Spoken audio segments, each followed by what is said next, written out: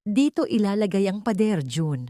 Siguraduhin mong makapal ang semento para hindi tayo naririnig ng asawa mo sa kabilang kwarto kapag nag-uusap tayo tungkol sa pera. Ang boses na iyon ni Aling Belen ay tila isang matalim na kutsilyong humiwa sa katahimikan ng aking tahanan.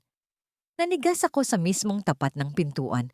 Bitbit ang isang mamahaling strawberry cake na binili ko pa sa kabilang distrito para sa aming ikatlong buwang anibersaryo. Ramdam ko pa ang lamig ng box sa aking mga daliri, isang malamig na paalala ng aking pananabik na umuwi ng maaga para sorpresahin ang aking asawa. Ngunit ako ang nasorpresa. Ang halimuyak ng narsiso at lavender na dati-rating nagpapakalma sa aking pagod na kaisipan ay tuluyan ng nilamon ng alingasaw ng basang semento at alikabok ng mga ginigibang pader. Sa gitna ng aking sala, ang silid na pinaghirapan kong bayaran sa loob ng 5 taon ng pagtuturo ay may isang hilera ng mga hollow blocks na tila isang higanting sugat na humahati sa aking mundo. June, ano to? Ang aking boses ay tila isang piping pagsusumamo. Lumingon si June, ang lalaking pinangakuan ko ng habambuhay. Wala man lang bakas ng gulat o pagsisisi sa kanyang mga mata. Sa halip, lumapit siya sa akin at kinuha ang cake box mula sa aking nanginginig na kamay. Hindi niya ito inilapag sa hapagkainan. Sa halip, padaskol niya itong ipinatong sa ibabaw ng isang bukas na sako ng semento. Ang puting icing ng cake ay agad na nabalutan ng kulay abong alikabok, tila isang maruming basahan na itinapon sa tabi. Love, bakit ang aga mo yata? Tanong niya habang pinapagpagan ang kanyang polo na tila ba ang pagpapatayo ng pader sa loob ng kondo ko ay isang ordinaryong gawaing bahay lang. Nagpapatayo lang ako ng partition. Sabi kasi ni nanay, masyadong malayo ang biyahe nila mula sa probinsya tuwing magche-check up siya. Dito na sila titira, kasama si Shaira, para naman makatulong sila sa gawaing bahay. Dito? Nang hindi mo man lang itinatanong sa akin? June, pera ko ang ipinambayad dito bago pa tayo ikasal. Ang aking dibdib ay tila sasabog sa halo-halong galit at panlulumo. Lumabas si Aling Belen mula sa likod ng pader, may bitbit na pamaypay at tila isang reynang nagmamatyag sa kanyang bagong teritoryo. Hiya, huwag ka namang masyadong madamot. Ang laki-laki nitong unit mo para sa inyong dalawa lang. Utang na loob, pamilya mo na rin kami. At saka, asawa ka ni June, kaya anuman ang sa iyo ay sa kanya na rin. Ganoon ang tradisyon nating mga Pilipino, di ba? Pero nanay, hindi niyo man lang ba naisip ang privacy ko? Ang pinaghirapan ko? Sumingit si Shaira, ang bunsong kapatid ni June, habang may hawak na lipstick na agad kong nakilala bilang paborito kong shade mula sa aking vanity mirror. Ate Mai, don't be so dramatic. It's just a wall. At saka, I already moved your books to the hallway shelf. I need the bedroom space for my Shopee parcels, okay? Masikip kasi kung pagsasamahin natin. Pinanood ko ang isang manggagawa na muling naglagay ng isang patong ng semento sa pader. Ang bawat tunog ng sandok sa hollow blocks ay tila isang sampal sa aking pagkatao. Ang bawat patak ng tubig mula sa natutunaw na icing ng aking cake ay tila mga luha ng aking dangal na dahan-dahang niyuyurakan. Nararamdaman ko ang matinding hiya, hindi para sa aking sarili, kundi para sa lalaking pinili kong makasama. Nakita ko ang aking sarili sa kanilang mga mata, hindi bilang isang asawa o isang guro na may sariling paninindigan, kundi bilang isang ATM machine na may bubong. Ganito na lang ba ang halaga ko sa iyo, June? Ang tanong ko ay halos isang pabulong na nanginginig. Isang tagabigay lang ng tirahan para sa pamilya mo? Bumuntong hininga si June, ang kanyang mukha ay napalitan ng inis. Mai, stop it. Nakakahiya sa mga trabahador. You're being so selfish right now. Family is everything, di ba? Sabi mo mahal mo ako. Pero bakit parang pader lang na ito ay mas mahalaga pa sa kasiyahan ng mga magulang ko? Tumalikod siya at muling nakipagtawanan sa kanyang ina. Tila ba ako ay isang hangin na dumaan lamang, Kinuha ni Aling Belen ang cake na binili ko, binuksan ang box, at tiningnan ito ng may panghahamak. Masyadong matamis to, May. Alam mo namang may diabetes ako. Next time, yung sugar-free naman ang bilhin mo. At saka, iwan mo na lang yung duplicate key sa table bukas, ha? Lalabas kasi kami ni Shaira para mamili ng kurtina para sa side namin. Tumingin ako sa pader na humahati sa aking sala. Sa kabilang yun ay ang aking mga alaala at sa kabilang panig ay ang pagsasamantalang binalot sa salitang pagmamahal. Isang malamig na katahimikan ang bumalot sa aking puso. Hindi ako sumigaw, hindi ako nagmakaawa. Sa gitna ng alingasaw ng semento at ang malansang amoy ng pagkakanulo, may isang apoy na nagsimulang mag-alab sa aking kalooban. Dahan-dahan kong kinuha ang aking cellphone sa bulsa. Nilampasan ko ang mga mensahe ng paglalambing ni June noong 1 linggo at hinanap ang numero ng aking ama. Papa, si May po ito. Opo, kailangan ko ng tulong niyo. Ngayon na po. Tumingin ako kay June na kasalukuyang tinitingnan kung pantay ang pader. Ngumiti ako ng mapait. Kung pader ang gusto nila, bibigyan ko sila ng isang pader na hinding-hindi nila matitibag. Ang pader ng batas at ang hangganan ng aking pasensya. Ang gabi ay hindi naghatid ng kapayapaan sa loob ng aking tahanan. Sa ilalim ng malamig na liwanag ng bumbilya, ang pader na itinayo sa gitna ng sala ay tila isang dambuhalang multo na humahati sa aking hininga. Ang amoy ng basang semento ay nanunuot sa bawat sulok, pilit na dinudumihan ang bango ng aking mga pangarap. Naglalakad ako patungo sa kusina upang kumuha ng tubig nang matigilan ako sa tapat ng lababo. Doon, sa isang sulok na puno ng alikabok, mula sa ginibang kisame, nakita ko ang aking puting seda na bedsheet. Ang bedsheet na maingat kong itinabi mula sa aming unang gabi bilang mag-asawa. Ngunit ngayon, ang malambot na tela ay wala ng bakas ng kaputian. Ito ay punong-puno ng mantsa ng kulay abong pintura at dumi ng semento. Ginamit nila itong basahan para sa kanilang ginagawang kalapas-tanganan. Ang bawat hibla ng telang yon ay tila sumasagisag sa aking pagkatao. Nyurakan, dinumihan, at itinuring na walang halaga. Ano na namang tinitingnan mo riyan, May? Ang boses ni June ay nanggaling sa likuran ko. Hindi ko na kailangang lumingon para malaman na wala siyang bakas ng pagsisisi. Narinig ko ang tunog ng pagbukas niya ng refrigerator, ang mahinhin na pagtama ng bote ng beer sa glass shelf na tila ba ang lahat ng ito ay normal lamang. This was our wedding sheet, June. Ang tanging nasambit ko, ang boses ko ay halos pabulong dahil sa bigat ng emosyon. Bakit niyo ginawang basahan? Bakit niyo hinayaang madumihan ang lahat ng pinaghirapan ko? Humakbang si June palapit, bit-bit ang malamig na bote. Ang kanyang mga mata, na dati-rati puno ng lambing, ay tila naging mga bintanang sarado. Sheets lang yan, May. Huwag mo namang gawing big deal. Mas kailangan ni nanay ang malinis na side nila, kaya kailangang punasan ang mga tumatalsik na pintura. Why are you so materialistic? Hinarap ko siya. Materialistic? June, this is my home. You are invading my space, you are destroying my property, at ngayon, you're making it sound like ako pa ang may mali. Dito na lumabas ang tunay na anyo ng kanyang pagmamanipula. Ibinaba niya ang kanyang bote sa counter. Isang matigas na tunog ng salamin sa granite na nagpatahimik sa paligid. May, listen to me. Ang boses niya ay naging malambot. Ang boses na ginagamit niya kapag nais niyang pakiramdaman ko na ako ang pinakamasamang tao sa mundo. My mother sacrificed everything for me. Naglabada siya, nagbenta ng kakanin. Lahat ginawa niya para makapagtapos ako.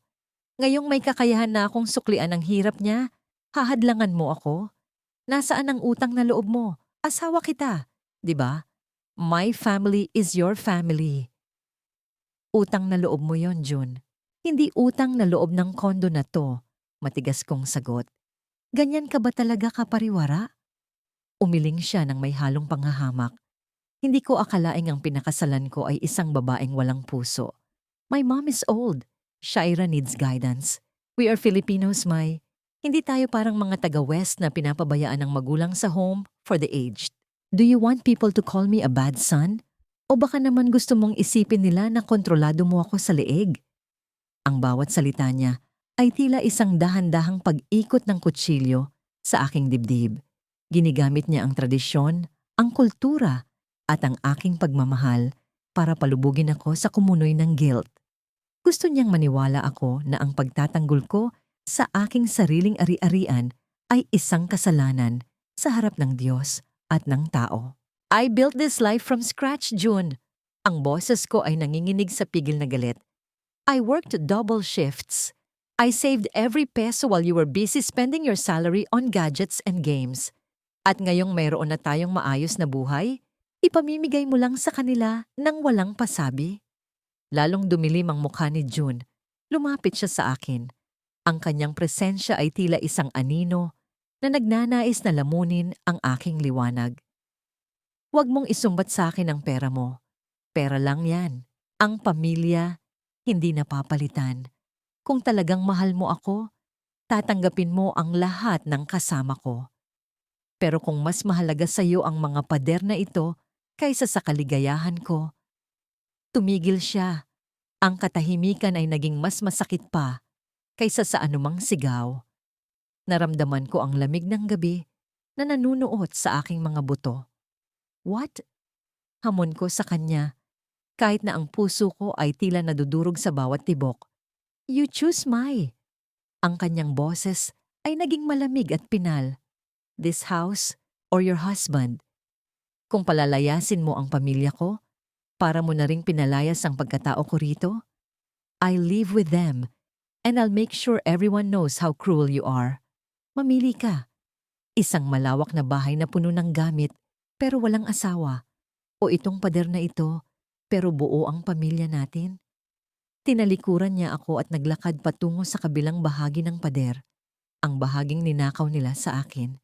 Narinig ko ang tawanan ni Aling Belen at Shaira mula sa kabilang panig. Tila ba ipinagdiriwang nila ang aking pagkatalo. Naiwan akong nakatayo sa madilim na kusina. Hawak ang maruming bedsheet na ginamit nilang basahan. Ang aking kamay ay dahan-dahang humigpit sa tela. Sa loob-loob ko, may isang katanungang hindi ko pa kayang bigyan ng sagot. Ano pa nga ba ang ipinangako ni June sa kanila? At hanggang kailan ko kayang lunukin ang utang na loob na hindi naman sa akin? Ang bawat umaga sa loob ng aking sariling tahanan ay tila naging isang dahan-dahang pagbitay. Ang sikat ng araw na dati-rati malayang pumapasok sa aking bintana ay tila nahahadlangan na ng makapal at magaspang na pader na itinayo ni June. Ang sariwang hangin ay napalitan ng alingasaw ng tuyo at bagoong na niluluto ni Aling Belen sa maliit na induction stove na inilagay nila sa kanilang panig ng sala. Nagising ako sa ingay ng malakas na tawanan at ang tunog ng telebisyon na tila nakikipagpaligsahan sa katahimikan ng aking isipan. Paglabas ko ng kwarto, ang unang sumalubong sa akin ay ang mahabang pila sa tapat ng banyo. Nakita ko si Shaira, suot ang aking mamahaling silk bathrobe na regalo ko sa aking sarili noong nakaraang Pasko, habang abala sa pagkuha ng selfie sa harap ng salamin. Shaira, I need to use the bathroom. May late na ako sa klase ko. Mahinahon, ngunit mariin kong sabi. Lumingon siya sa akin, sabay irap. Ate May, sandali lang naman. I'm just doing my skincare routine. You know, kailangang maging fresh para sa followers ko. At saka, bakit ba ang aga mo laging gumising? Nakakaistorbo ka ng tulog. Skincare, gamit ang mga serum ko? Napansin ko ang aking mga bote ng mamahaling French skincare na nakakalat sa counter. Ang ilan ay tila bawas na. Those are expensive, Shaira, at banyo ko ito. Ako ang nagbabayad ng monthly dues at mortgage ng unit na to. Grabe ka naman, ate. Singit ni Aling Belen habang lumalabas mula sa likod ng pader May hawak na sandok na punong-puno ng mantika. Konting gamit lang. Ipagdadamot mo pa sa kapatid ng asawa mo? Isumbong kita kay June. Sige ka. Sasabihin mo na naman ba yung tungkol sa pera? Ang pera, kikitain yan. Pero ang pamilya, iisa lang. Huwag mong ipagmalaki sa amin ang kayamanan mo dahil ang asawa mo ang nagbibigay sa amin ng karapatang manatili rito. Tumalikod ako. Ang aking mga kamao ay nakakuyom hanggang sa bumaon ang aking mga kuko sa aking palad. Ang hapdi ng bawat salita ni Aling Belen ay tila mas masakit pa kaysa sa anumang pisikal na sugat.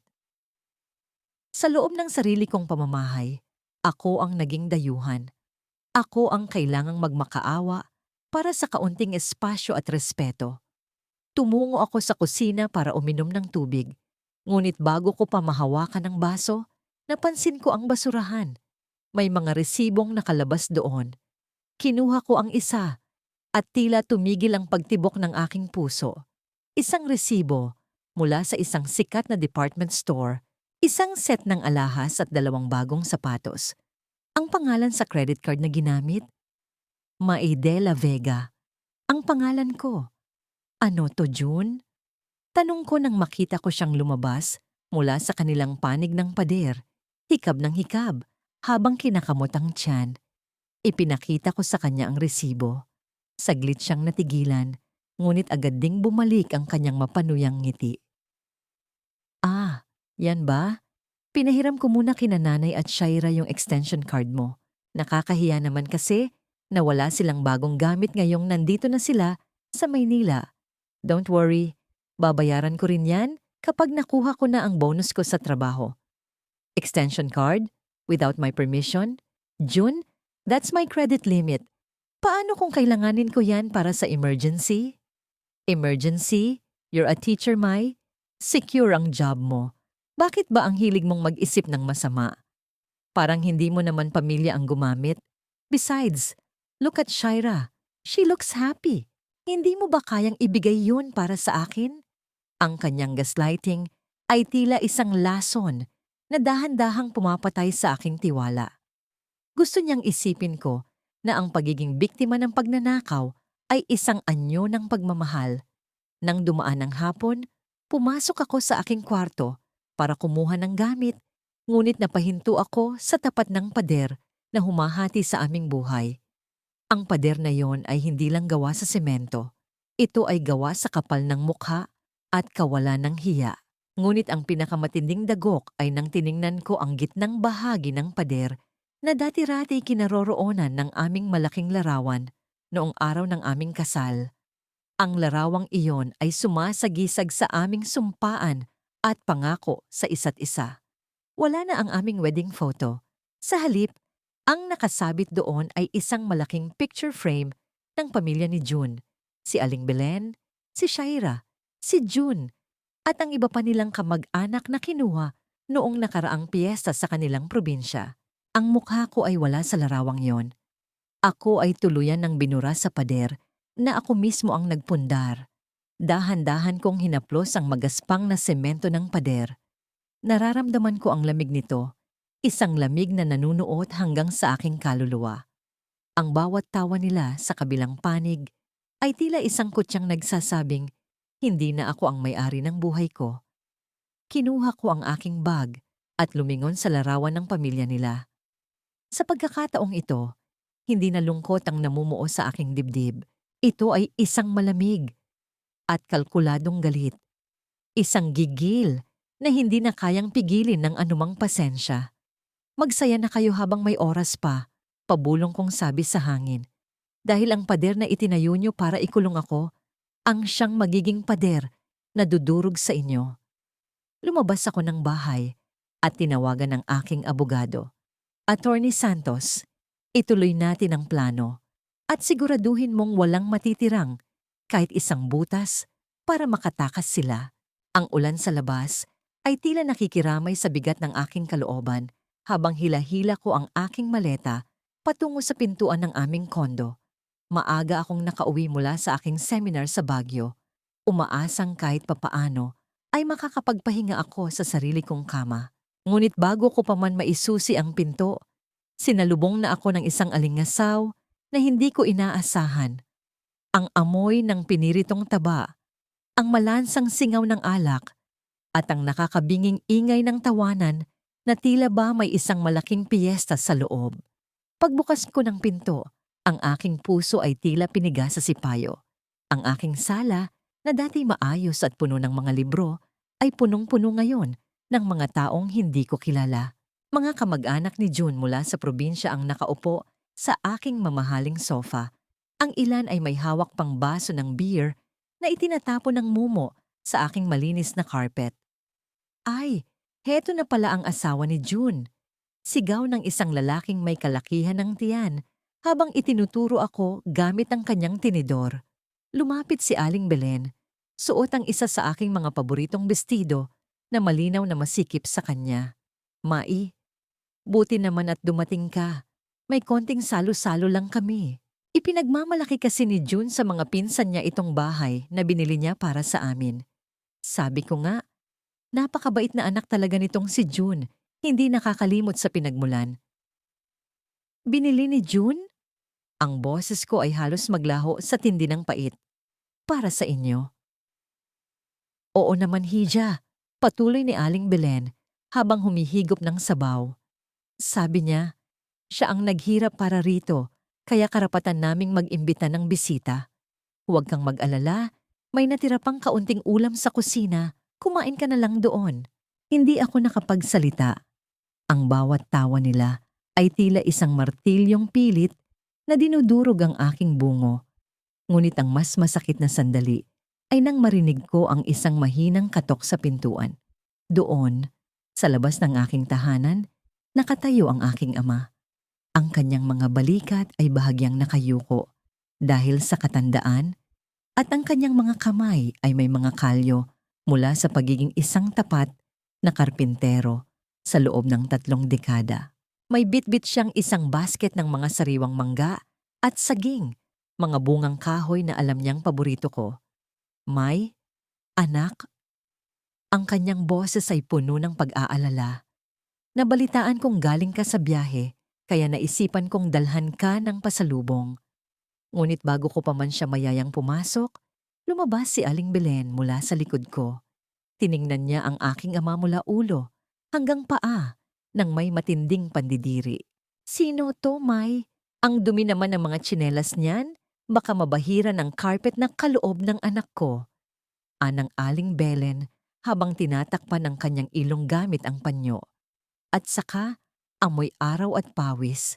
May party kami rito. Nakakahiya naman sa mga bisita namin kung may papasok na ganyan ang itsura. Nakita ko ang dahan-dahang pagbaba ng tingin ng aking ama. Ang kanyang mga mata ay napuno ng hiya.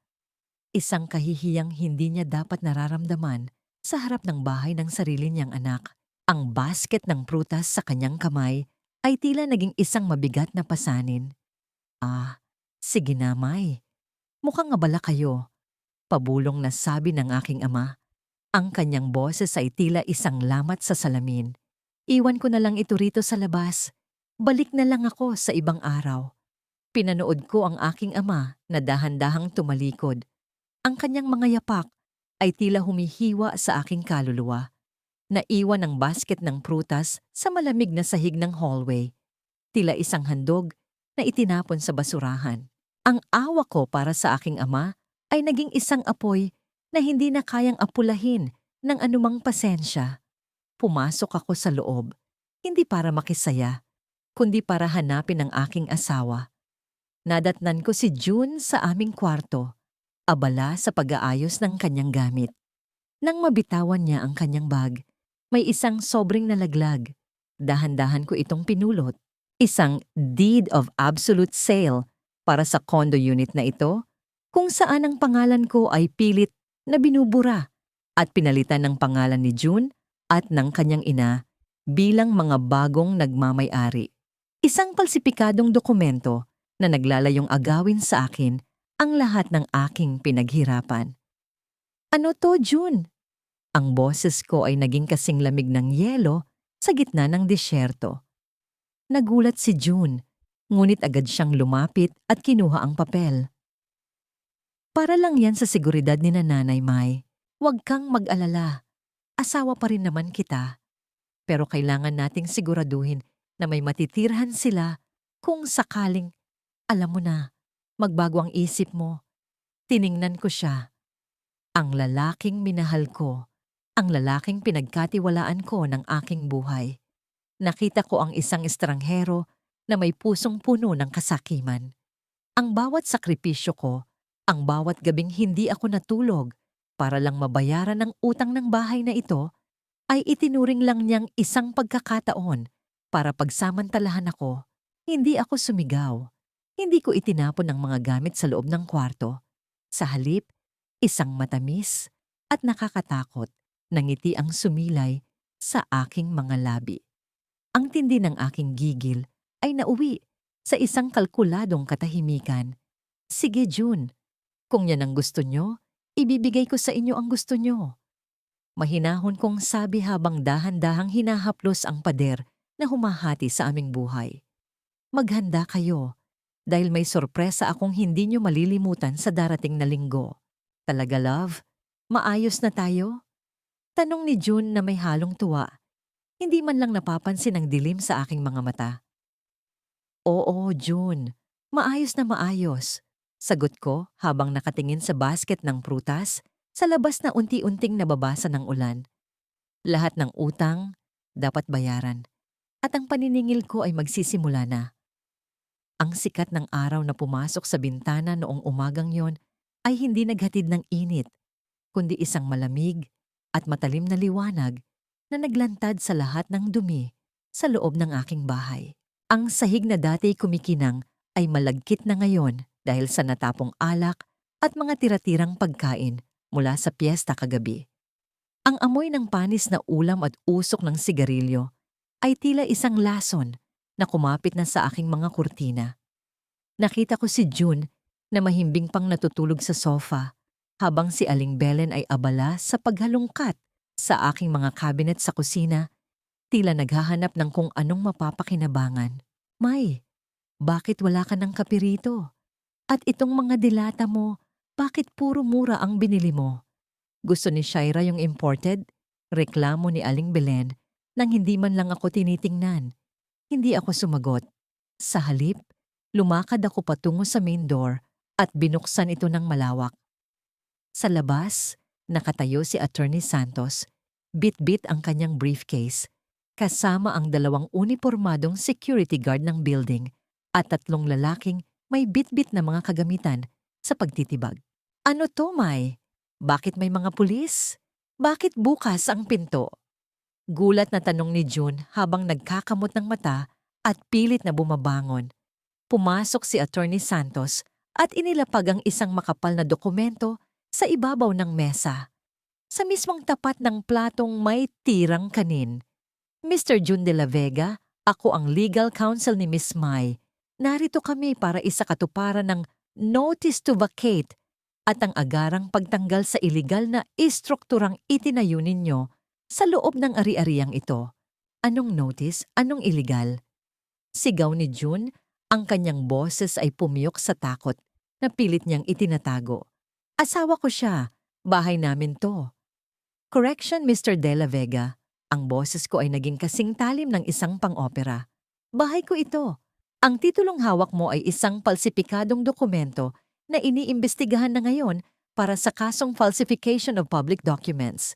Ang dokumentong ito, itinuro ko ang hawak ni Attorney Santos, ay ang orihinal na titulo na nagpapatunay na ako ang nag-iisang nagmamay-ari ng unit na ito bago pa tayo ikasal.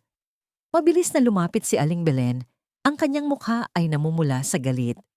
Walang hiya ka, May. Palalayasin mo kami? Matapos ang lahat ng pagkalinga namin sa'yo, wala kang utang na loob. June, huwag kang papayag. Anak mo ang may-ari nito. Nanay, tumahimik kayo. Utos ko, isang sigaw na nagpatahimik sa buong silid. Wala kayong karapatang magsalita tungkol sa utang na loob. Ang tanging utang na narito ay ang perang ninakaw nyo sa credit card ko at ang dangal na tinangka ninyong apakan. Tumango ako sa mga lalaking may bitbit na martilyo. Simulan niyo na. Ang tunog ng unang paghampas sa pader ay umalingaw-ngaw sa buong kondo. Ang bawat piraso ng semento na bumabagsak sa sahig ay tila musika sa aking pandinig. Ang partition na itinayo nila para ikulong ako ay dahan-dahang nadudurog, naglalantad sa dumi, at kasakiman na itinago nila sa likod nito. Mai, sandali lang. Mag-usap tayo, love. Pagmamakaawa ni June, sinubukan niyang hawakan ang braso ko pero agad siyang hinarang ng mga security guard. Saan kami pupunta? Wala kaming matitirhan dito sa Maynila. Kumuha ako ng ilang malalaking itim na trash bag at itinapon ang mga ito sa paanan ni Shaira. Nakakalabas lang ng kwarto, hilam pa ang mata sa puyat. Diyan niyo ilagay ang mga gamit niyo, sabi ko habang malamig na nakatingin sa kanila. May 30 minuto kayo para lisanin ang pamamahay ko. Ang anumang maiiwan dito ay ituturing kong basura at itatapon sa dump site. You can't do this. Idedemanda kita. Sigaw ni Shaira. Ang kanyang boses ay tila isang batang nagwawala. Gawin mo. Hamon ko sa kanya. Pero habang naghihintay ka ng hearing, siguraduhin mong may pambayad ka sa abogado. Dahil ang extension card na gamit mo ay deactivated na. Pinanood ko silang magkukumahog na isilid ang kanilang mga damit sa mga itim na plastic na bag. Ang bawat galaw nila ay puno ng hiya at pagkataranta.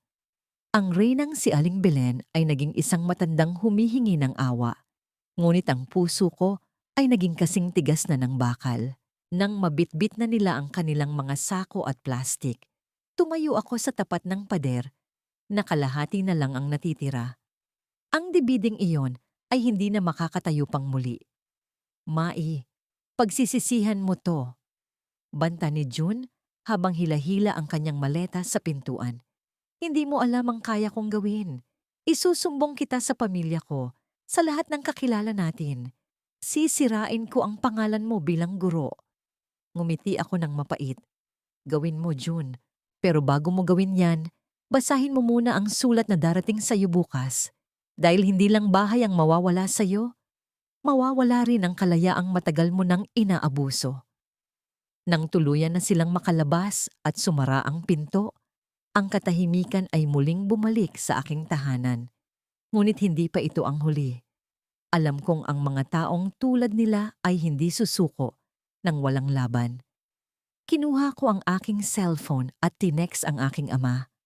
Papa, tapos na ang unang bahagi. Handa na po ba ang susunod na hakbang? Ang aking mga mata ay nakatitig sa gumuhong pader.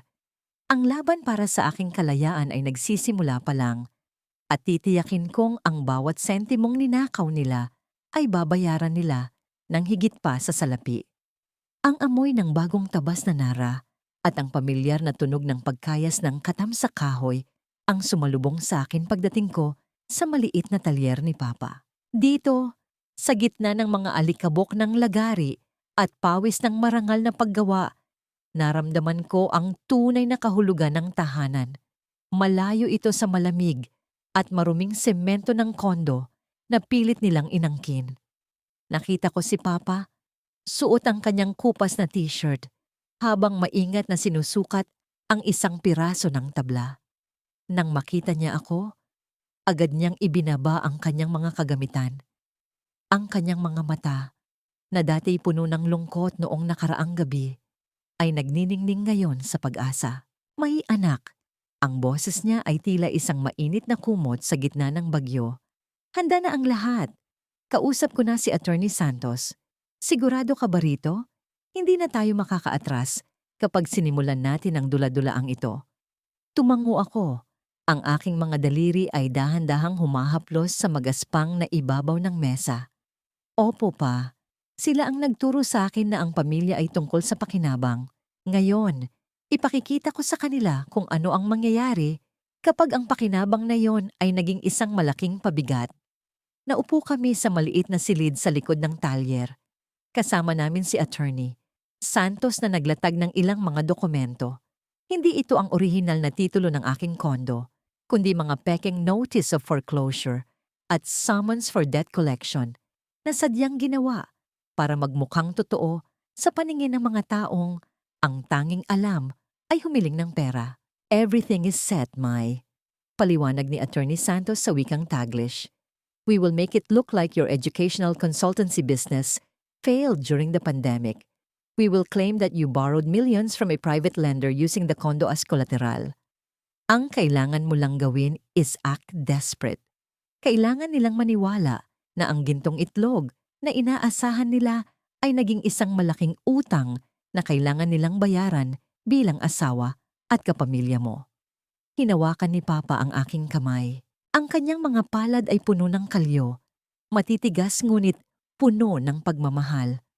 Anak, ang matibay na kahoy, kailangang dumaan sa apoy para lalong kumintab. Hayaan mong isipin nilang sunog na ang buhay mo. Doon natin makikita kung sino ang mananatili sa tabi mo kapag wala ka nang maibibigay. Salamat pa, bulong ko. Sa loob-loob ko, nadarama ko ang isang kakaibang kapanatagan. Hindi ito tungkol sa paghihiganti lamang.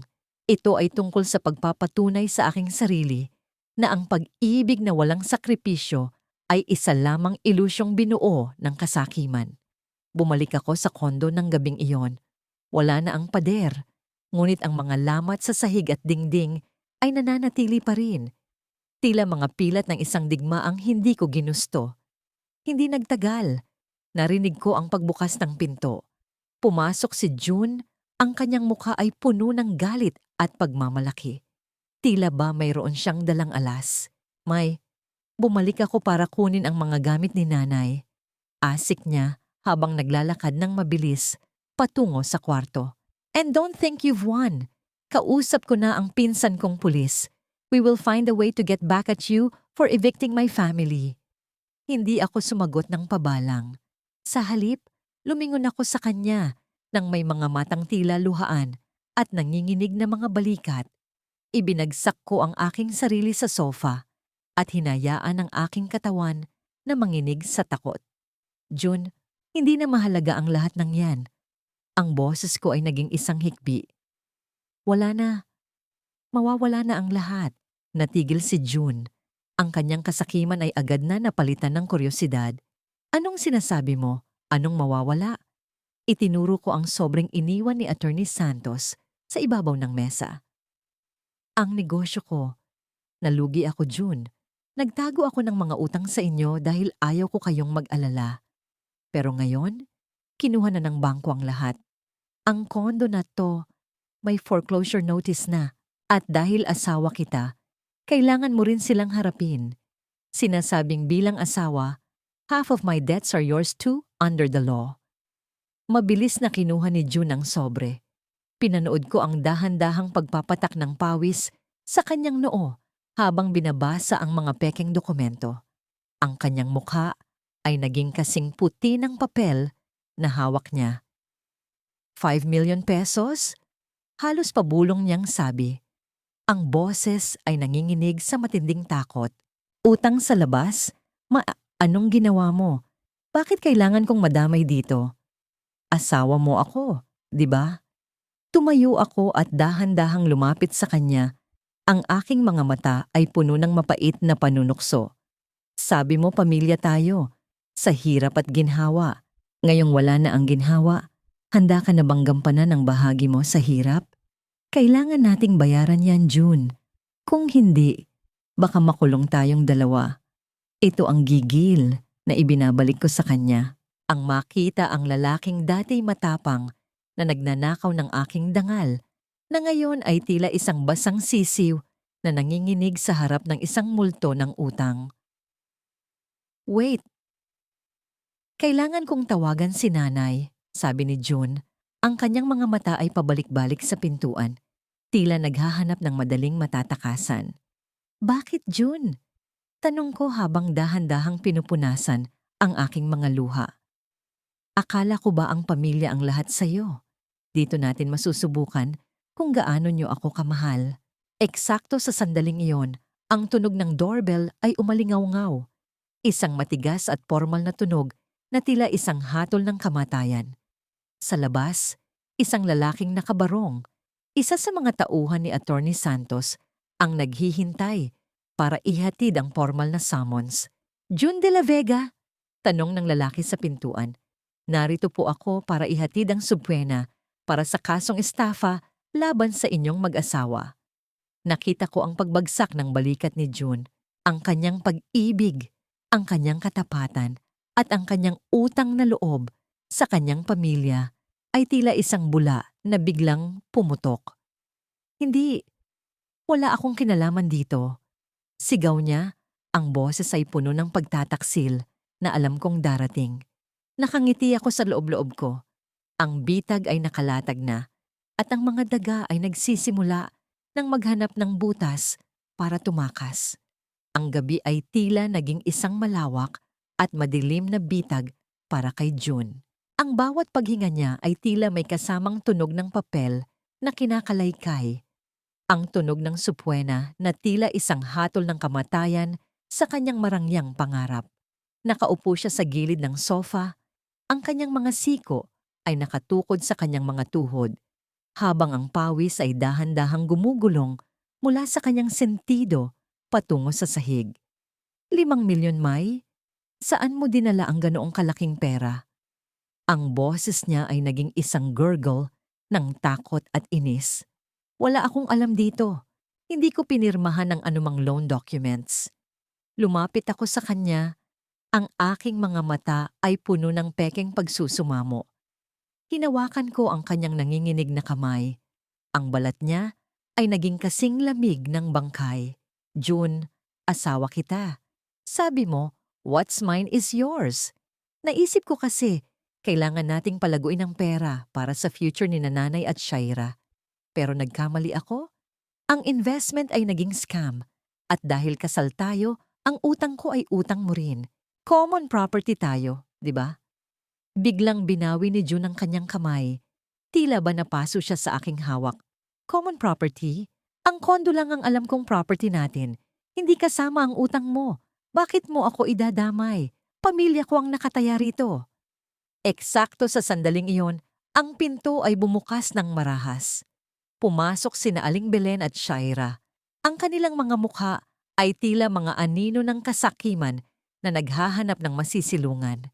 Nakita na nila ang kopya ng foreclosure notice na sadyang ipinadala ko sa kanilang tinitirhang pansamantalang paupahan. June, totoo ba to? Sigaw ni Aling Belen. Ang kanyang boses ay pumiyok sa tindi ng kaba.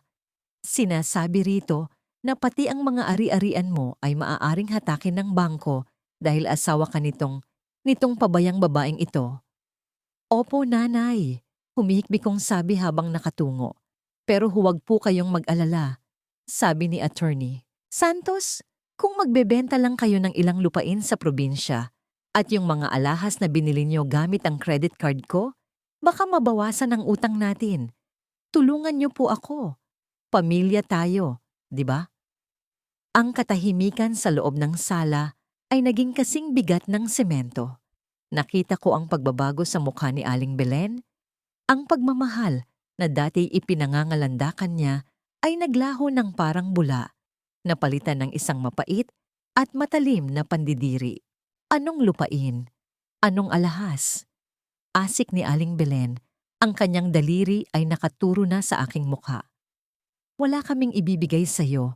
Ang kapal ng mukha mo, May. Matapos mo kaming palayasin sa bahay na ito, ngayon ay hihingian mo kami ng tulong sa utang na ikaw lang ang gumawa.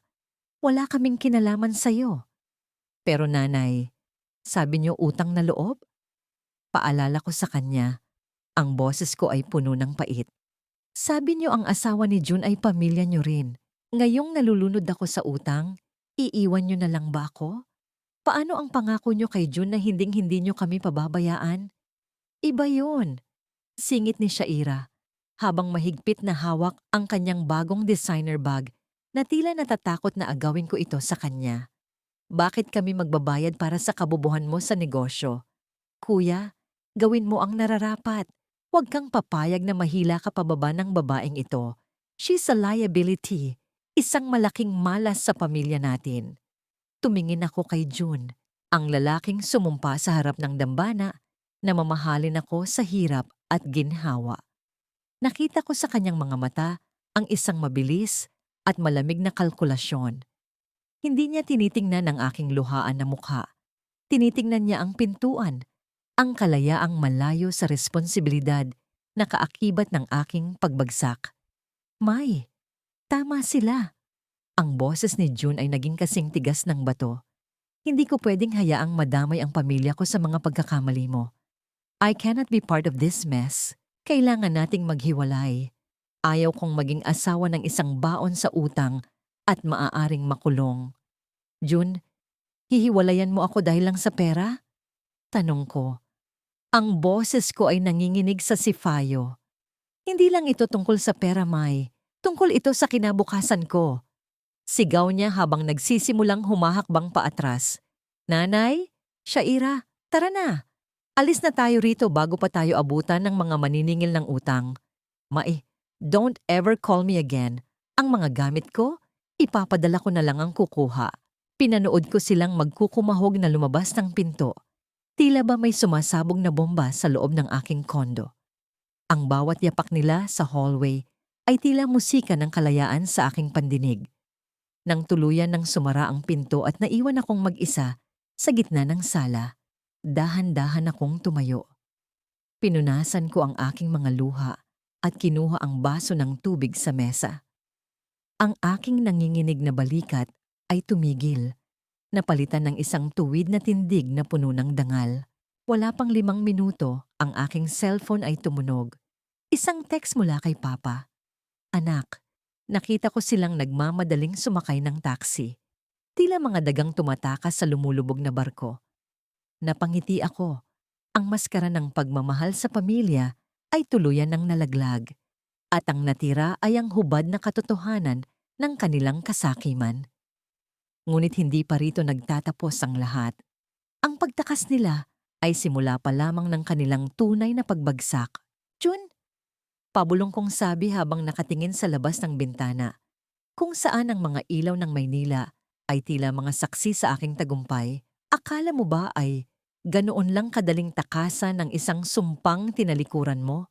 Maghanda ka, dahil ang pirma mo sa hiwalayang gusto mo ang magiging huling pako sa kabaong ng iyong kasakiman. Ang hangin sa loob ng aking kondo ay tila naging kasing lamig ng yelo noong gabing iyon. Wala na ang amoy ng semento. Wala na ang ingay ng mga panauhing hindi inanyayahan. Ang tanging naririnig ko na lamang ay ang mahinang pagtibok ng aking puso. Isang matatag at mabilis na ritmo na tila naghahanda para sa isang huling laban. Sa gitna ng lamesa, nakalatag ang 2 set ng dokumento. Isang kasunduan para sa hiwalayan at isang affidavit of waiver of assets. Ang bawat pahina ay tila may dalang bigat ng 3 buwan ng pananakit, pambabaliwala at pagtataksil. Narinig ko ang pagbukas ng pinto. Pumasok si June hindi bilang isang asawang may pagmamahal, kundi bilang isang lalaking tila tinutugis ng mga multo. Ang kanyang mga mata ay malalim ang itim sa paligid. Ang kanyang polo ay gusot-gusot at ang kanyang mga kamay ay hindi tumitigil sa panginginig. Mai, dinala ko na ang mga kailangan mo. Ang boses niya ay naging kasing tuyot ng tuyong dahon.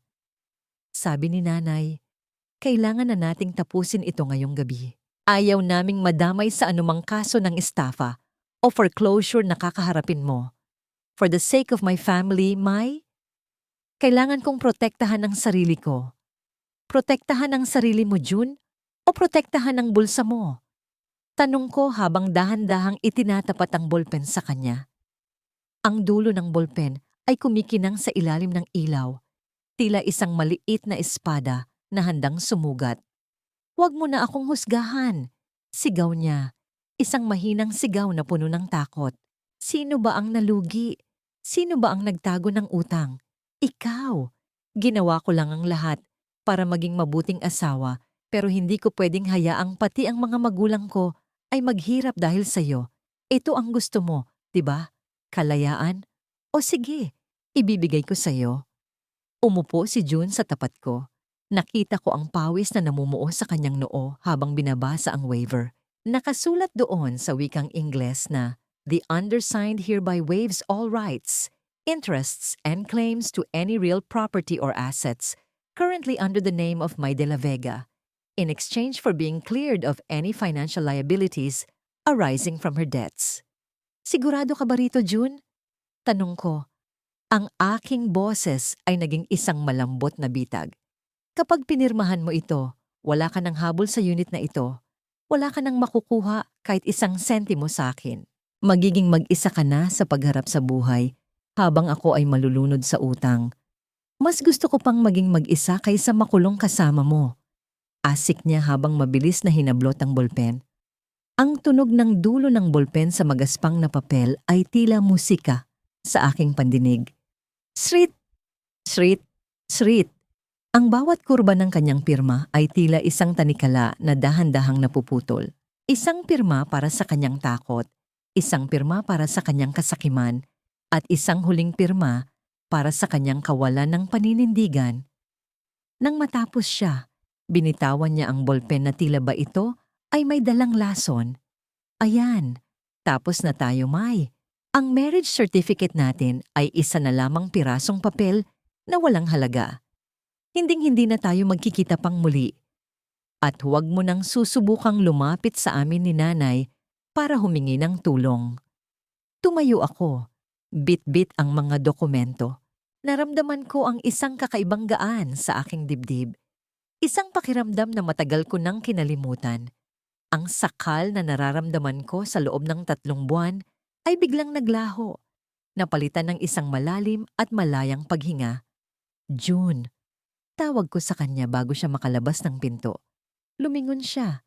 Ang mukha ay puno ng inis. Ano na naman? Salamat. Sabi ko nang may kasamang matamis at misteryosong ngiti. Salamat sa pagpapatunay na ang pader na itinayo mo ay hindi kasing tibay ng pader na itinayo ko para sa sarili ko. At salamat sa pagpapakita sa akin kung gaano kadali para sa iyo ang itapon ng lahat para lamang sa pera. Baliw ka na talaga. Huling hirit niya bago tuluyang isara ang pinto ng malakas. Pagkaalis niya, lumabas si Attorney Santos mula sa aking silid. Kasunod si Papa. May hawak na baso ng juice si Papa. Ang kanyang muka ay puno ng katuwaan. Nakuha mo na, anak.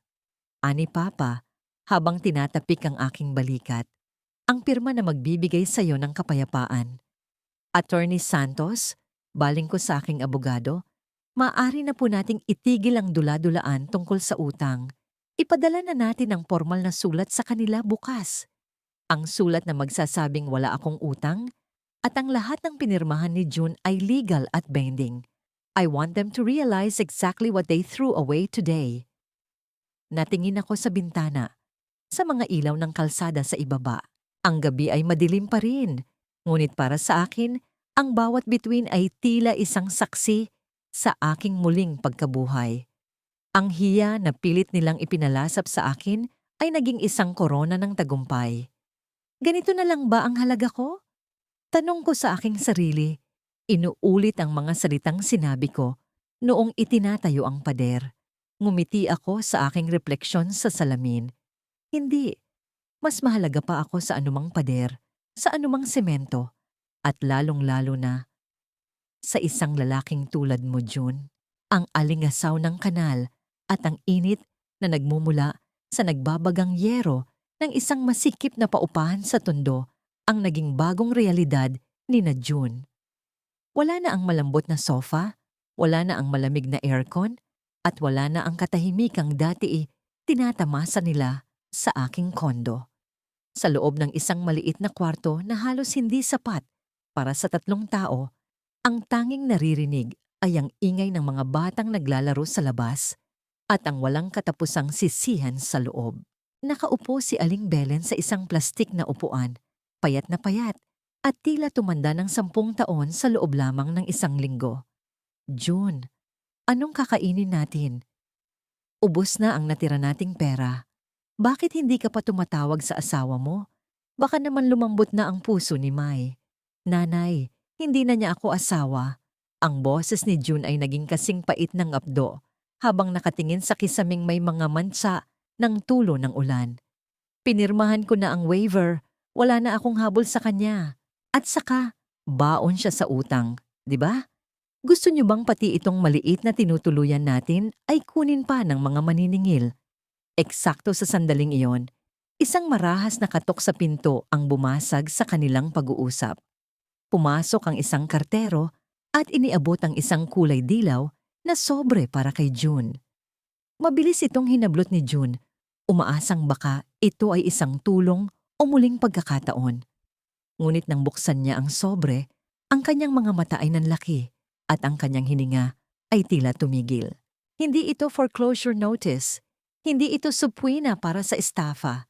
Isa itong formal na liham mula sa opisina ni Attorney Santos. Nakasaad doon sa malalaking titik, Notarized Clearance of Debts and Final Settlement. Binasa ni June ang nilalaman ng malakas. Ang boses niya ay nanginginig sa bawat salita. Ang lahat ng sinasabing utang ni Miss Mai de la Vega ay bahagi lamang ng isang legal na estratehiya. Walang anumang foreclosure na nagaganap.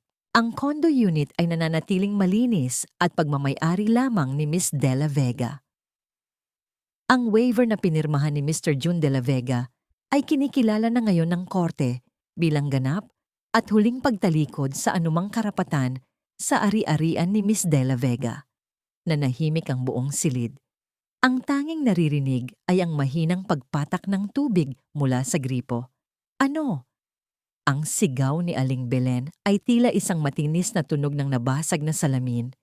Ibig sabihin, walang utang, niloko tayo ng babaeng yan. June, ang kondo! Ang yaman ni Mai. Pinakawalan mo ng ganun lang? Kuya, anong ginawa mo? Pagmamaktol ni Shaira habang hinahagis ang kanyang sirang tsinelas. Sabi mo mawawala na ang lahat sa kanya kaya tayo tumakas. Ngayon, siya ay nasa aircon at tayo ay namamatay sa init dito. Bumalik ka doon. Sabihin mo nagkamali ka lang. Mabilis na tumayo si June. Ang kanyang mukha ay puno ng pagsisisi na humahantong sa pagkabaliw. Tumakbo siya palabas. Hindi alintana ang dumi ng kalsada hanggang sa makarating siya sa tapat ng aming building. Ngunit bago pa man siya makapasok sa lobby, hinarang na siya ng mga security guard. Mr. De La Vega, bawal na po kayo rito. Mariing sabi ng guard.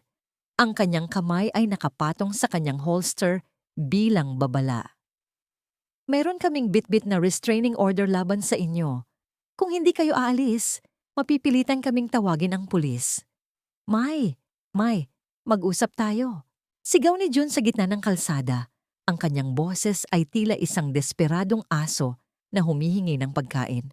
Nagkamali ako. Mahal kita, Mai. Huwag mo kaming ganituhin. Pamilya tayo. Mula sa bintana ng aking unit sa ika-10 palapag, pinanood ko ang eksenang yon.